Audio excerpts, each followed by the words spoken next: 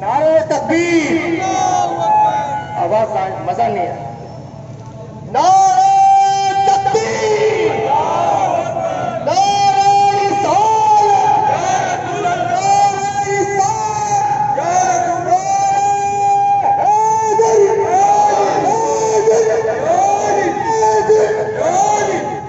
हम तमाम आलम इस्लाम को और मुंतज़िमीन हुसैनी जामा मस्जिद इमाम मुबारका दरबार हुसैनी सदर मोहतरम, चेयरमैन मोहतरम और तमाम इंतजामिया दिल की गहराइयों के साथ मुबारकबाद पेश करते हैं जिसने ईद मिलादुन नबी सल्लल्लाहु अलैहि वसल्लम। साउंड वाले को पीछे करें। और हम चाहेंगे हमारे दरमियान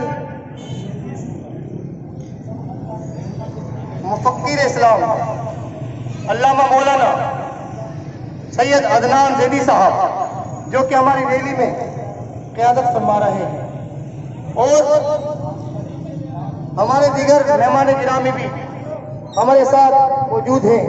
जनाब हामिद चिश्ती साहब, अमीर कराची वली हुसैन साहब, नायब अमीर कराची जनाब अनवर इकबाल साहब और दीगर मेहमान गिरामी को दिल की गहराइयों के साथ खुशामदीद कहता हूँ और बेहद मशकूर ममनून हो कि वो इस रूहानी और इरफानी मशर बरदार रैली में शरीक हुए। मैं बिला ताखीर दावत खिताब दे रहा हूँ उलमाए हक हज़रत अल्लामा